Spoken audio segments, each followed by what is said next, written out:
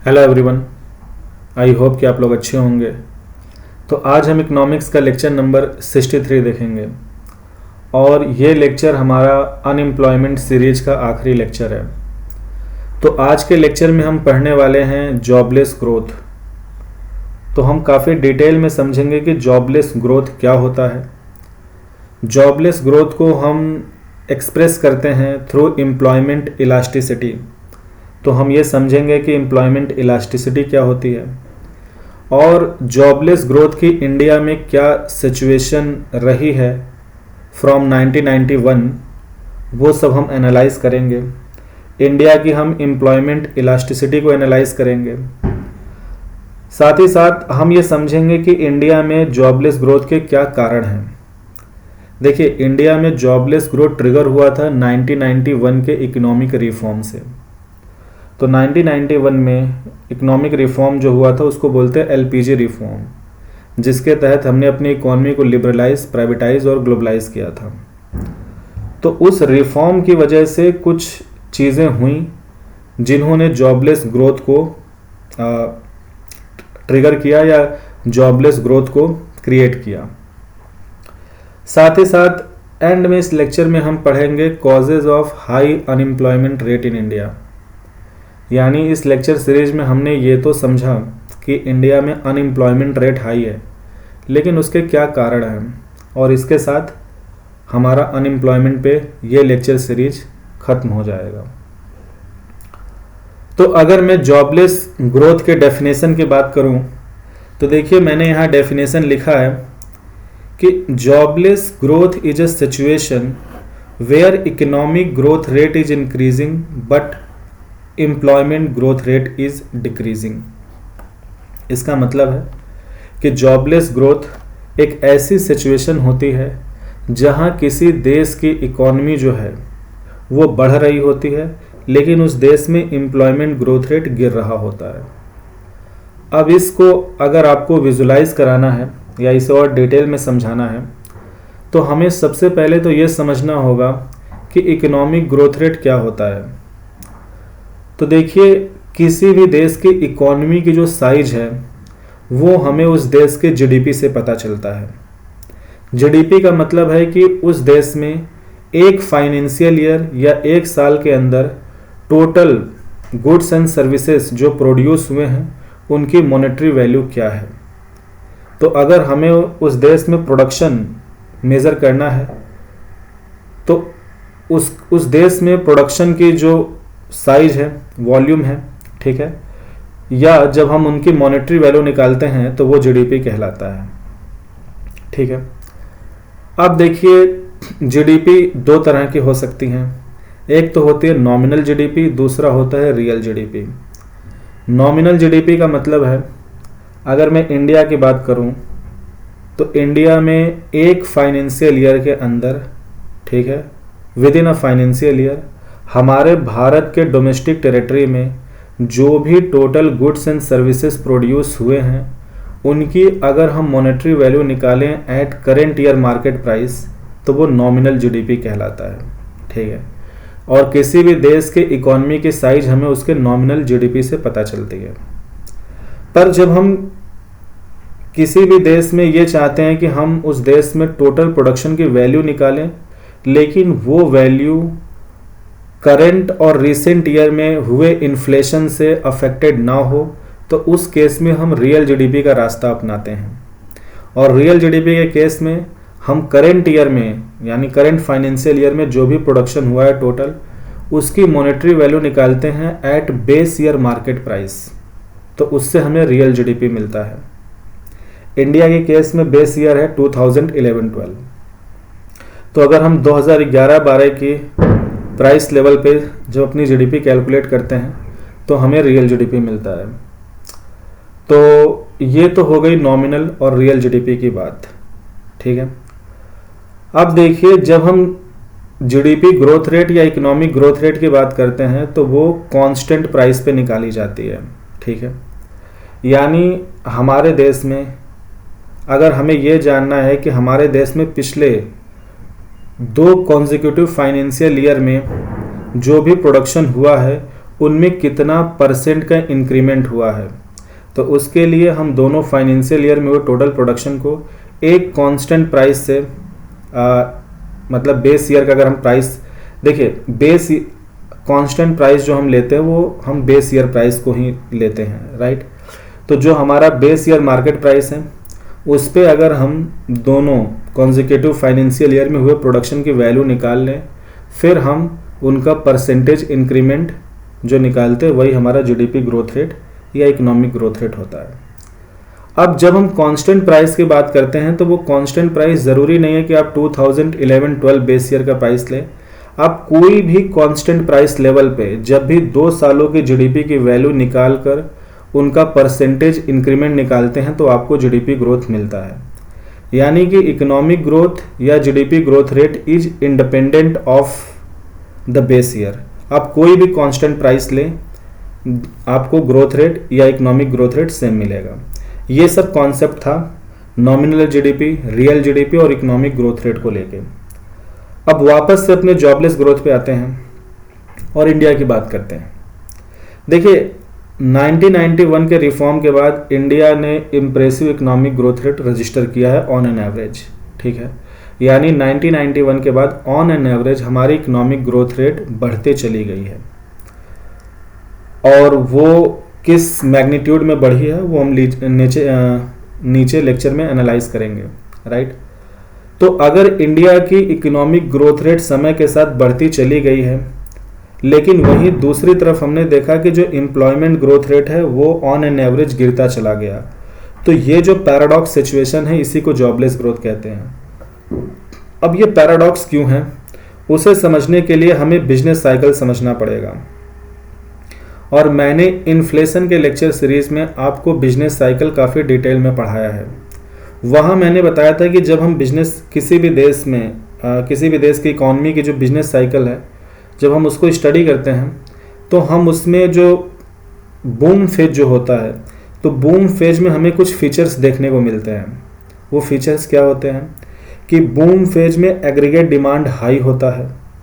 Aggregate demand high है इसका मतलब है इकॉनमी में मनी सप्लाई जो है वो सफिशिएंट है।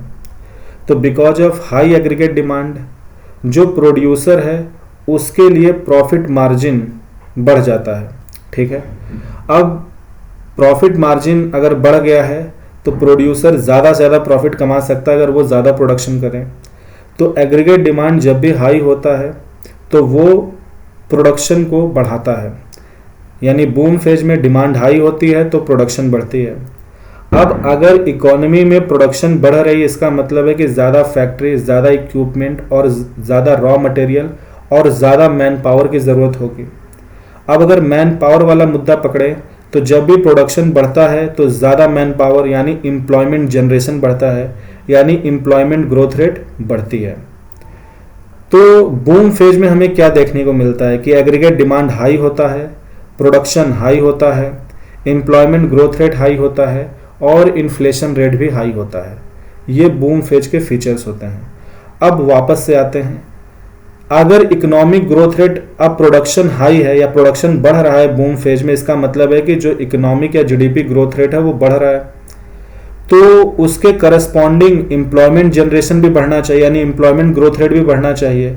लेकिन अगर उसका उल्टा हो रहा हो कि देश की इकोनॉमिक ग्रोथ तो बढ़ रही हो लेकिन एम्प्लॉयमेंट ग्रोथ रेट गिर रहा हो, तो ये जो उल्टी सिचुएशन है जो नहीं होनी चाहिए इसी को हम पैराडॉक्स कहते हैं, और यही उल्टी सिचुएशन या पैराडॉक्स जॉबलेस ग्रोथ कहलाती है। तो सवाल है कि ये उल्टी सिचुएशन बन कैसे जाती है, तो उसके रीजंस हम नीचे एनालाइज करेंगे। तो इंडिया ने 1991 के बाद लगभग लगातार जॉबलेस ग्रोथ को एक्सपीरियंस किया है और आज इंडिया में ये बड़ी प्रॉब्लम है। अब देखिए मैंने लिखा है कि jobless growth situation is express bye a term called employment elasticity. इस जॉबलेस ग्रोथ की जो सिचुएशन है उसको हम एम्प्लॉयमेंट इलास्टिसिटी से एक्सप्रेस करते हैं। तो सवाल है कि फिर ये एम्प्लॉयमेंट इलास्टिसिटी क्या होता है, तो ये होता है कि employment growth rate upon GDP growth rate या इकोनॉमिक ग्रोथ रेट। यानी किसी भी देश में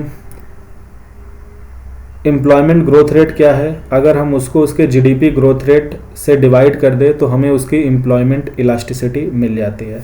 इस फार्मूला को याद रखिएगा। या आप ये भी कह सकते हैं कि देश का जो भी इकोनॉमी का जीडीपी ग्रोथ रेट है, ठीक है, उसके करस्पॉन्डिंग जो एम्प्लॉयमेंट ग्रोथ रेट हुआ है, तो अगर मान लीजिए कि जीडीपी ग्रोथ रेट है 7.5% और एम्प्लॉयमेंट ग्रोथ रेट है 1%, तो we can say that 1% upon 7.5%, इसका मतलब है कि 1% जीडीपी ग्रोथ होने की वजह से एम्प्लॉयमेंट में कितना ग्रोथ हुआ है।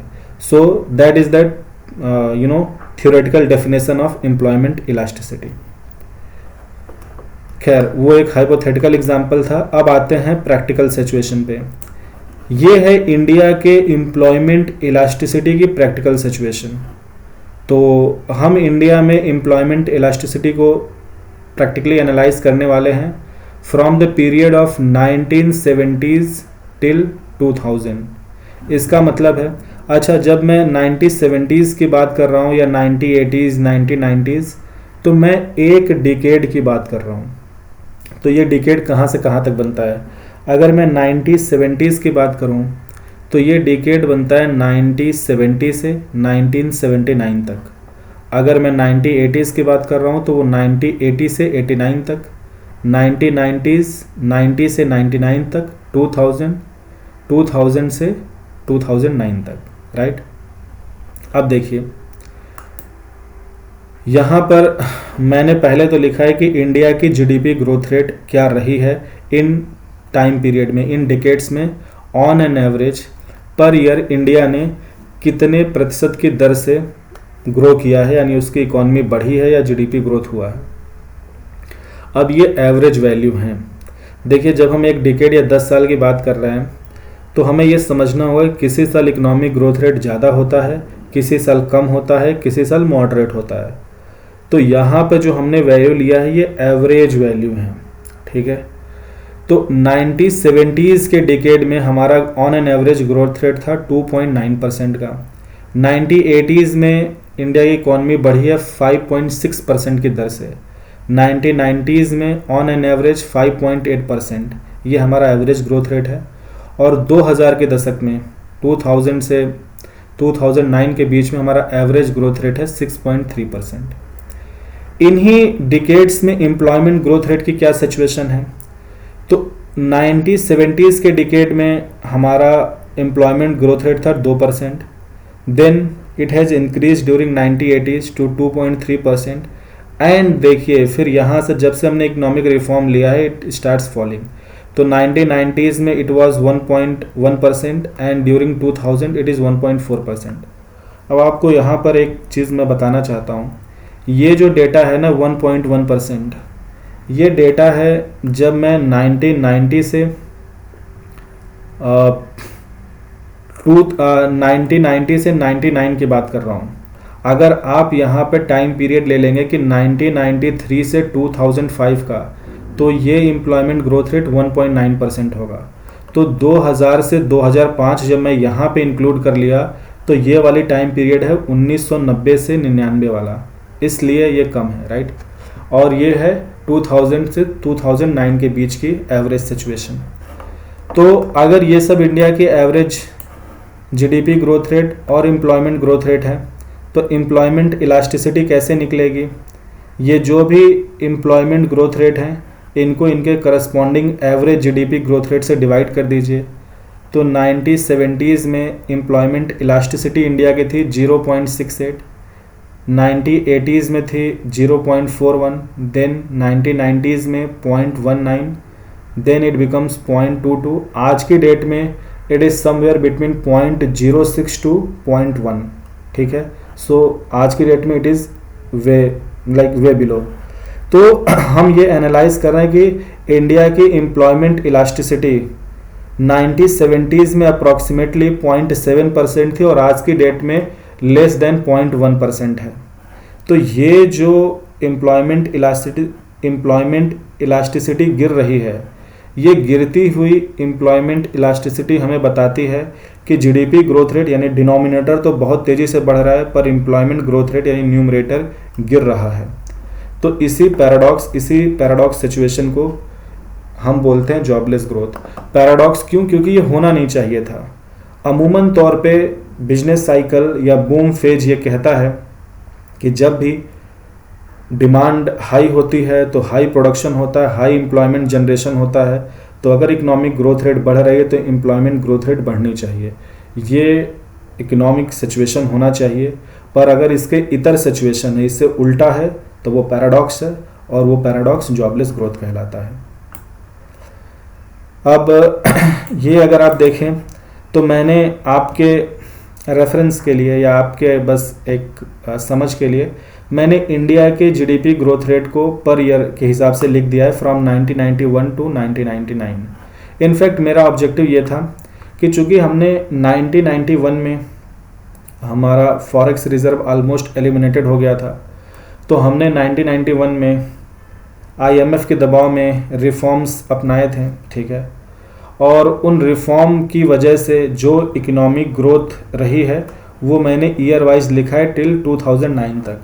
तो देखिए मैंने कुछ चीज़ें रेड कलर से लिखी हैं, तो वो इसलिए हैं क्योंकि उस ईयर में इकोनॉमिक ग्रोथ रेट बहुत कम था। फॉर एग्जांपल अगर 1991 की बात करें जो हमारा फाइनेंशियल क्राइसिस ईयर था, उस साल मतलब 1990 से 91 वाले फाइनेंशियल ईयर में हमारी इकोनॉमिक ग्रोथ रेट जस्ट 1% थी। Then it increase to 5%, then 6, 7, more than 7, then 4, more than 6, then more than 8 and average growth rate रही है फ्रॉम 1991 से 99 तक 5.8%, यानी अप्रॉक्सीमेटली 6%। अगर इंडिया के जीडीपी ग्रोथ रेट की बात करें फ्रॉम 2000 टू 2009, यानी 2000 डिकेड की बात कर रहे हैं, तो देखिए 2000 में एक इंटरेस्टिंग बात यह है कि अगर इंडिया की जीडीपी ग्रोथ 1999 में 8.85 यानी 9% थी, तो अचानक से 2000 में ये 3.84% यानी 4% कैसे हो गई, मतलब लेस देन हाफ। तो उसका कारण था हमने 99 में न्यूक्लियर टेस्ट किया था, उसके रेस्पॉन्स में हमारे ऊपर बहुत सारे इकोनॉमिक सैंक्शन लगाए गए थे। तो बिकॉज ऑफ दोज पेनल्टीज़ और सैंक्शन, और फिर जो .com बूम था वो भी बस्ट आउट हुआ था, तो because of all those things ये लो ग्रोथ रेट हमें एक्सपीरियंस करना पड़ा। फिर देखिए इट स्टार्टेड इंक्रीजिंग, तो 3.8 से हो गया 4.8, देन अगेन 3.8, फिर उसके बाद 2003 से it has shown impressive growth more than approximately 8%, approximately 8, 7, 8, like 7.663 and then approximately 8. So the average from 2000 to 2009 average growth rate is 6.3%. तो ये सब तो बातें हो गई। तो हमने क्या समझ लिया कि जॉबलेस ग्रोथ क्या होता है, और जॉबलेस ग्रोथ को हम एक्सप्रेस करते हैं थ्रू एम्प्लॉयमेंट इलास्टिसिटी, और उसका फार्मूला और इंडिया में एम्प्लॉयमेंट इलास्टिसिटी को लेकर क्या प्रैक्टिकल सिचुएशन रही हैं वो हमने देखा। और वो सारा डेटा किसके थे, जैसे जीडीपी को एस्टिमेट करता है सीएसओ, और बाकी जो एम्प्लॉयमेंट रिलेटेड डेटा है, एम्प्लॉयमेंट अनएम्प्लॉयमेंट डेटा, ये एनएसएसओ या लेबर ब्यूरो करती है। तो वो गवर्नमेंट के डेटा हैं सीएसओ एनएसएसओ के। सो ऑन दोज बेसिस हमने एम्प्लॉयमेंट इलास्टिसिटी को एनालाइज किया है। अब जो हमारा अगला मेन टॉपिक है वो ये है समझना कि इंडिया में जॉबलेस ग्रोथ हुआ, ये तो हमें पता है। इसको ट्रिगर किसने किया, 1991 के इकोनॉमिक रिफॉर्म ने। पर 1991 के इकोनॉमिक रिफॉर्म ने हमें इम्प्रेसिव इकोनॉमिक ग्रोथ रेट दिया। तो वो रिफॉर्म अच्छा था, तभी तो हमारी इकोनॉमी का साइज बढ़ा, हमारा ग्रोथ रेट बढ़ा। लेकिन इकोनॉमी बढ़ने से, इसका ग्रोथ रेट बढ़ने से जॉबलेस ग्रोथ मतलब एम्प्लॉयमेंट ग्रोथ रेट क्यों गिरा, तो कुछ इस रिफॉर्म के अंदर था जिसने ये सिचुएशन बनाई। तो वो क्या था, पहला, economic growth was led by service sector which failed to create proportionate number of job. इस पैराडॉक्स को पैदा किया था ये सर्विस सेक्टर। यानी 1991 के बाद जो भी हमने significant economic growth rate experience किया है, उसका सबसे बड़ा कारण था हमारा बूमिंग सर्विस सेक्टर या सर्विस सेक्टर का बूम करना। और ये जो सर्विस सेक्टर है इसने इकोनॉमी में जितना कंट्रीब्यूट किया, यानी इसने टोटल जीडीपी में जो कंट्रीब्यूट किया, उसकी तुलना में इसने टोटल एम्प्लॉयमेंट जनरेशन में बहुत कम कंट्रीब्यूट किया, less than half of its contribution to GDP. ठीक है, तो अब सर्विस सेक्टर इतना कम जॉब्स क्यों क्रिएट कर पाता है? बिकॉज देखिए सर्विस सेक्टर जो होता है ना, वो टेक्नोलॉजी असिस्टेड सेक्टर है, यानी वहाँ कंप्यूटर्स, टेक्नोलॉजी, यानी मैन पावर वो लेबर इंटेंसिव नहीं है। Service sector is capital intensive, right. और अगर सर्विस सेक्टर कैपिटल इंटेंसिव है तो जाहिर सी बात है वो उतना लेबर क्रिएट नहीं कर सकता। मैन पावर क्रिएट करेगा पर जो उसकी प्रपोर्शन है वो बहुत कम होती है in terms of its contribution to GDP.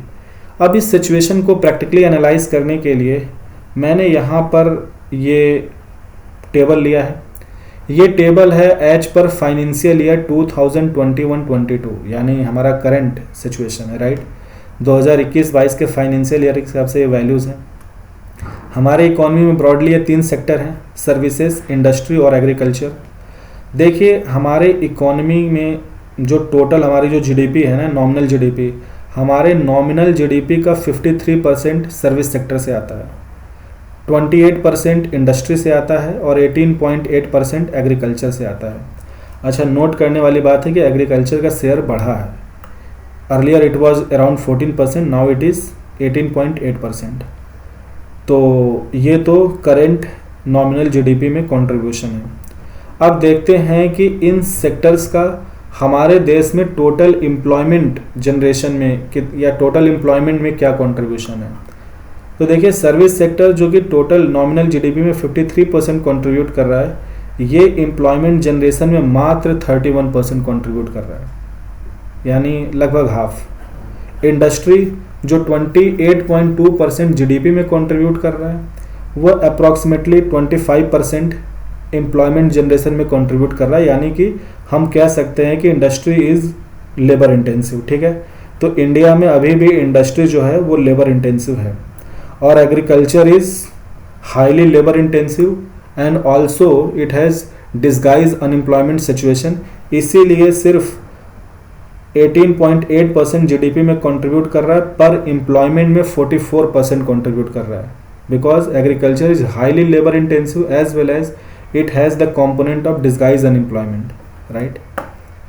तो देखिए, तो जो इम्प्रेसिव इकोनॉमिक ग्रोथ हुआ वो सर्विस सेक्टर की वजह से हुआ, और इसने टोटल एम्प्लॉयमेंट जनरेशन में इसका कंट्रीब्यूशन अप्रॉक्सीमेटली हाफ है। अभी तो थोड़ा बढ़ा है, earlier it was contributing to around 56% and in employment it was contributing around 28-27%। तो अभी तो सिचुएशन इम्प्रूव हुई है, पहले तो ये और ख़राब था।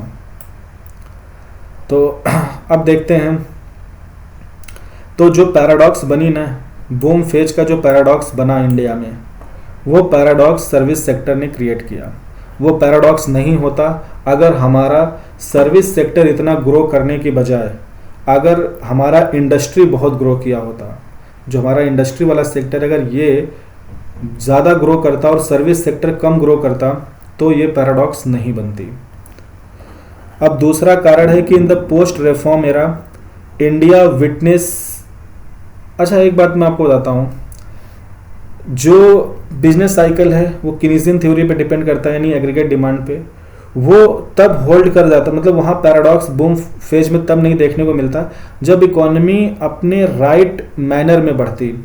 यानी हर इकोनॉमी के बढ़ने की ना मतलब बदलाव की एक प्रक्रिया होती है कि पहले इकोनॉमी एग्रीकल्चर से शुरू होती है, एग्रीकल्चर उसका सबसे बड़ा जीडीपी और सबसे बड़ा एम्प्लॉयमेंट सोर्स होता है।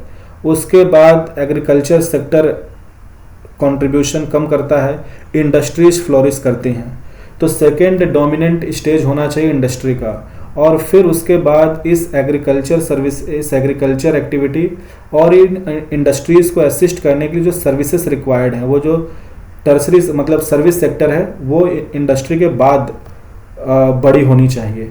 इंडिया में क्या है कि हम इंडस्ट्री वाला जो स्टेज था ना, ये फुली ग्रोन नहीं हुआ, ये अपने स्ट्रगलिंग फेज में ही था। उसी दौरान हमारा सर्विस सेक्टर बूम कर गया। तो बिकॉज ऑफ कि हमारी इकोनॉमिक ग्रोथ एक ऑर्डर में नहीं हुई है, इस वजह से जॉबलेस ग्रोथ ट्रिगर हुआ और वो हमने फेस किया और हम फेस कर रहे इसीलिए आज की डेट में सरकार का बहुत बड़ा जोर है इंडस्ट्री सेक्टर को डेवलप करने में, उसको एक्सपैंड करने में। दूसरा बड़ा कारण है कि in the post reform era यानी 1991 के बदलाव के बाद India witness capital intensive investment by private sector and foreign investors. 1991 के बाद, ठीक है, 1991 के बाद इंडिया में जो भी इन्वेस्टमेंट्स हुए हैं, ठीक है, वो मेनली कैपिटल इंटेंसिव हैं, राइट। और जब भी हम कैपिटल इंटेंसिव इन्वेस्टमेंट करते हैं तो जाहिर सी बात है कि फिर जो मैन पावर या लेबर है उसकी रिक्वायरमेंट कम होती है, तो एम्प्लॉयमेंट जनरेशन या एम्प्लॉयमेंट ग्रोथ रेट तो गिरेगा ही। तीसरा बड़ा कारण है कि adverse impact on MSMEs because of 1991 reform. देखिए 1991 से पहले हमारी जो इकॉनमी थी, यहाँ जो भी मीडियम स्मॉल माइक्रो इंटरप्राइजेस थे या स्मॉल इंडस्ट्रीज थी, इनको बहुत प्रोटेक्शन मिला था, यानी इनको फॉरेन चीप मास प्रोड्यूस गुड से कॉम्पिटिट नहीं करना पड़ रहा था। लेकिन जब हमने अपनी इकॉनमी को लिबरलाइज़ किया, जब उसको ग्लोबल इकॉनमी के साथ वर्ल्ड ट्रेड मतलब इंटीग्रेट किया, ग्लोबलाइज किया, तो अचानक से हमारी डोमेस्टिक इंडस्ट्रीज़ को, एमएसएमईज़ को और स्मॉल इंडस्ट्रीज़ को बहुत झटका लगा। वो इंटेंस कंपटीशन फेस नहीं कर पाए, they started making losses and in coming years many of them have shut down. तो ये एमएसएमईज़ जो बहुत ज़्यादा प्रभावित हुई, उन्होंने भी कह लीजिए कि रिस्पॉन्सिबल हैं जॉबलेस ग्रोथ के लिए। क्योंकि मैंने आपको बताया था कि इंडिया में आज भी हमारे एम्प्लॉयमेंट का एक बड़ा पोर्शन अराउंड, आप ये मान लीजिए कि 80 to 83% of total employment is in the organise sector, sorry unorganise sector. आज भी हमारे भारत का 82 से 83% एम्प्लॉयमेंट अनऑर्गेनाइज सेक्टर में है।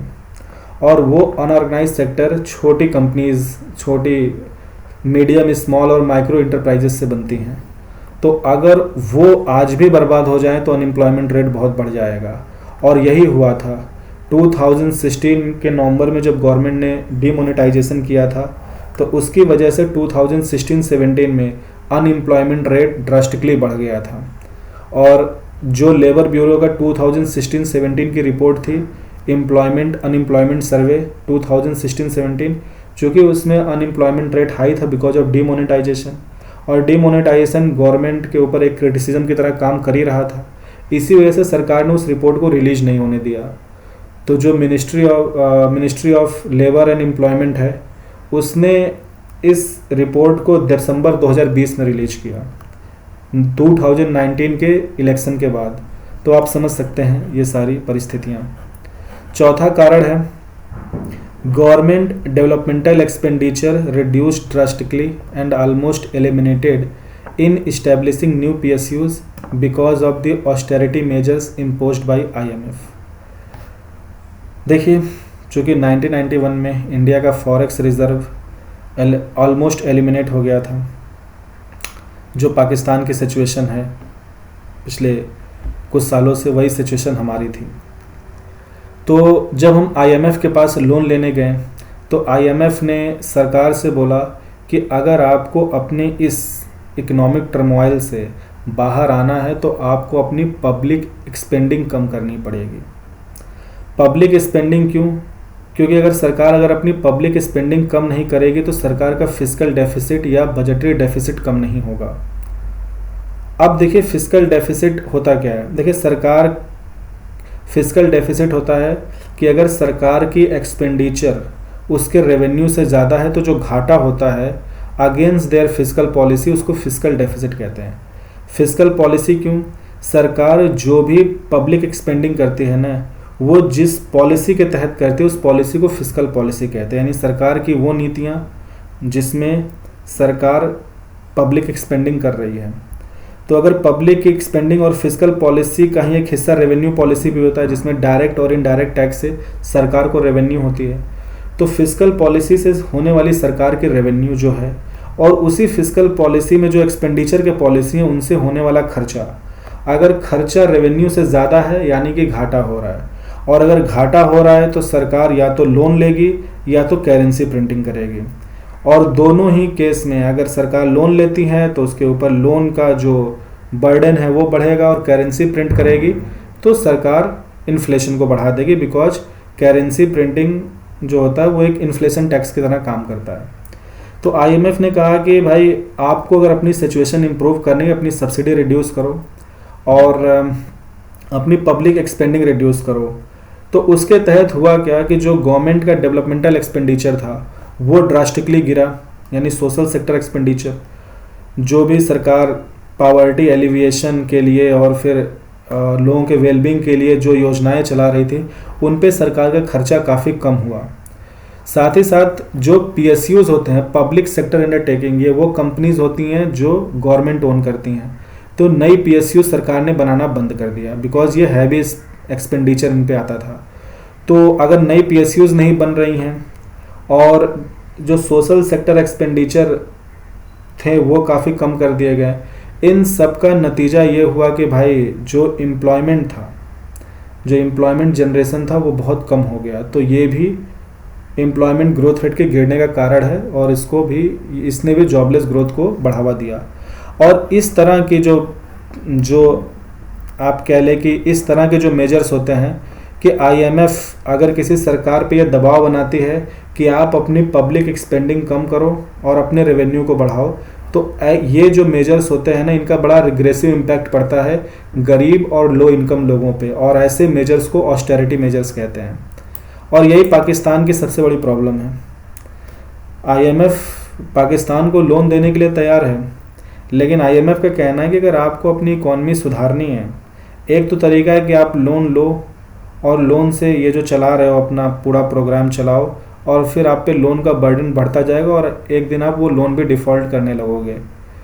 तो आईएमएफ का कहना है कि अगर आपको लोन चाहिए और वो लोन अगर आप इकॉनमी को इम्प्रूव करने के लिए ले रहे हो, तो अपनी पब्लिक एक्सपेंडिंग कम करो। यानी पाकिस्तानी गवर्नमेंट को वो जो अपने लोगों को फ्यूल और पावर पे सब्सिडी देती हैं उनको कम करो या तो हटा दो सब्सिडी। अगर हटा नहीं सकते तो उनको रिड्यूस करो ड्रास्टिकली। अपना डिफेंस एक्सपेंडिचर कम करो, और पाकिस्तान में जो पॉवर्टी एलिविएशन को लेकर जो गवर्नमेंट के स्कीम्स हैं उन पे एक्सपेंडिचर कम करो, और जो पाकिस्तान में जो गवर्नमेंट रिक्रूटमेंट हैं जॉब्स के उनको कम करो। कुल मिला के सरकार को अपनी स्पेंडिंग कम करनी चाहिए और लोगों के ऊपर डायरेक्ट और इनडायरेक्ट टैक्स बढ़ानी चाहिए ताकि रेवेन्यू बढ़े। जब भी, और पाकिस्तान की सरकार ये इसलिए नहीं अपना पाती है बिकॉज पाकिस्तान अगर ऐसा कर देगी तो उनके लोगों के लिए एक तो सब्सिडी हटते ही इन्फ्लेशन और बढ़ जाएगा, साथ ही साथ अगर वो अपने जो भी वेलफेयर स्कीम्स वाले एक्सपेंडिचर हैं उनको हटाएंगे तो पॉवर्टी और बढ़ जाएगी, इनइक्वालिटी बढ़ जाएगी। तो कहने का मतलब है कि बहुत ज़्यादा सिविल प्रोटेस्ट वाली सिचुएशन हो जाएगी, सरकार गिर जाएगी। तो because of the interest of the political parties की वो गवर्नमेंट में बनी रहें, और आईएमएफ का कहना है कि भाई तुम्हारा जो इंटरेस्ट है वो पावर को लेके है, हमारा इंटरेस्ट है तुम्हारी इकॉनमी को सुधारने को लेके, अदरवाइज़ तुम हमारे भी लोन डिफ़ॉल्ट कर दोगे। तो यही सारा टसल चलता रहा। बाद में फाइनली पाकिस्तान को उन रिग्रेसिव मेजर्स को पे एग्री होना पड़ा और फिर आईएमएफ ने बोला हम फेज मैनर में तुम्हें लोन देंगे। हालांकि एक बीच का रास्ता बना, पाकिस्तान सक्सेसफुल हो गया कुछ चीज़ें आईएमएफ से मनवाने में। So that was the situation. तो वही सिचुएशन हमारी थी 1991 में। तो वो सब जो रिग्रेसिव मेजर सरकार को अपनानी पड़ती हैं वही सब ऑस्टेरिटी मेजर्स के अंदर आते हैं, और जब भी ऑस्टेरिटी मेजर्स या रिग्रेसिव मेजर्स हम अपनाते हैं तो उसका एम्प्लॉयमेंट पे और पावर्टी इन सब पे तो गहरा फर्क पड़ता ही है। पांचवा कारण है ऑटोमेशन। लेकिन इंडिया में ऑटोमेशन अब जाके प्रॉब्लम बन रही है, लेकिन अभी ये स्मॉल स्केल पे है। तो इंडिया में ऑटोमेशन मेनली जो है वो 2014-15 के बाद से देखने को मिल रहा है, और अभी भी ये बहुत स्मॉल स्केल पे है।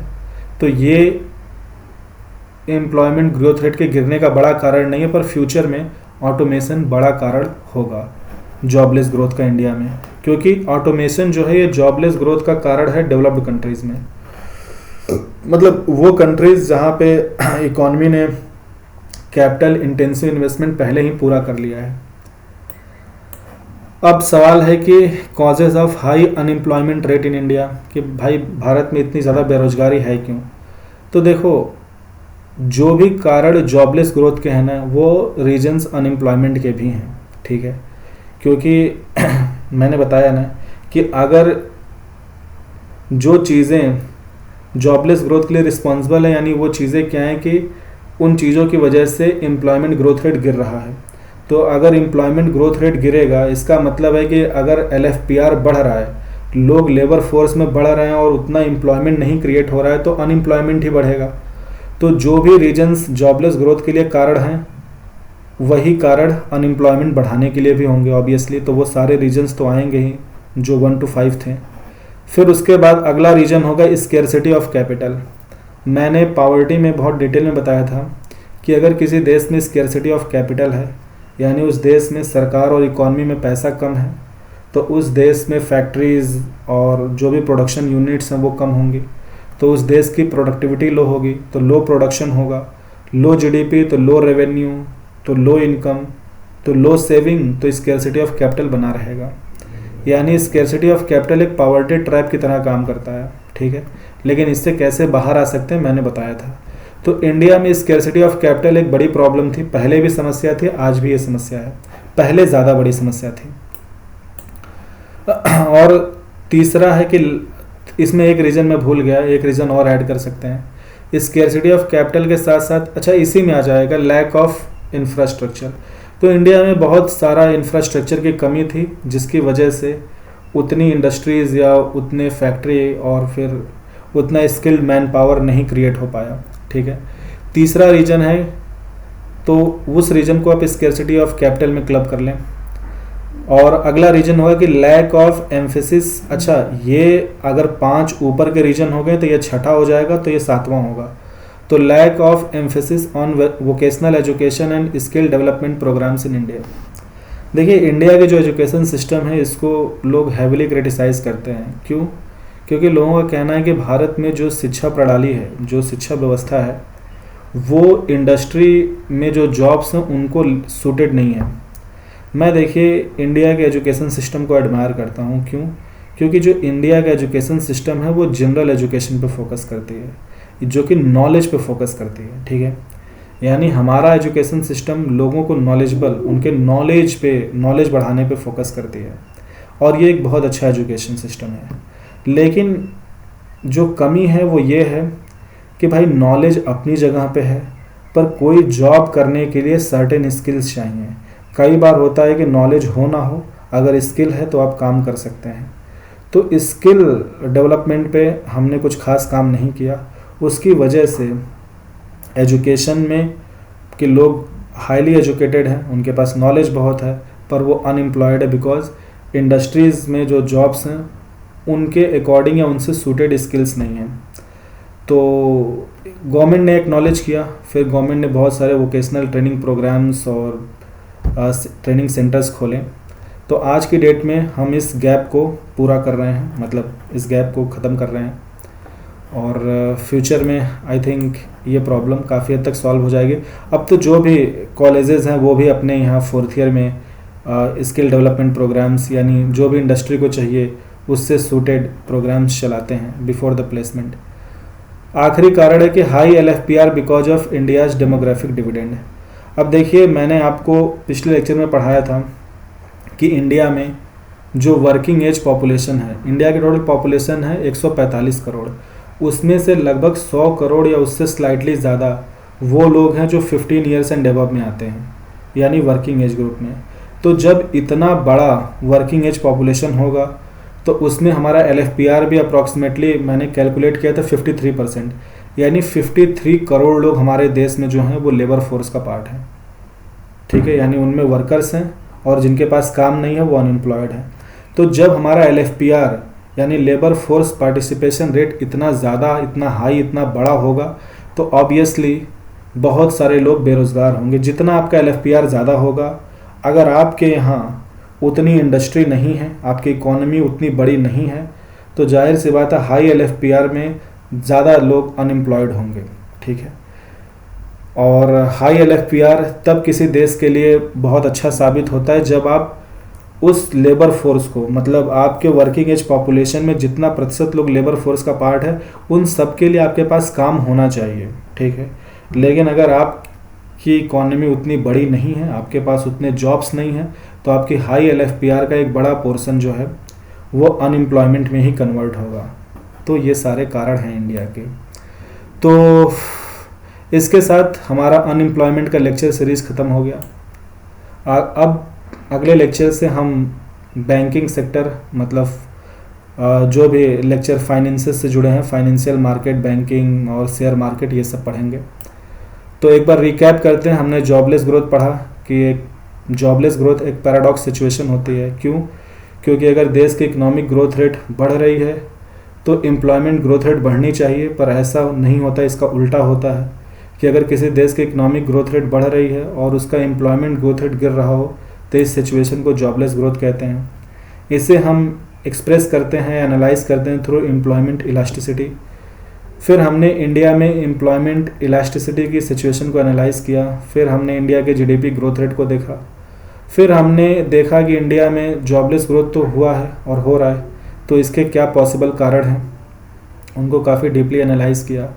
फिर हमने देखा कि इंडिया में हाई अनएम्प्लॉयमेंट रेट है, तो वो क्यों है, और फिर ये सारे कारण हमने देखे। सो आज के लेक्चर में बस इतना ही। So thank you so much.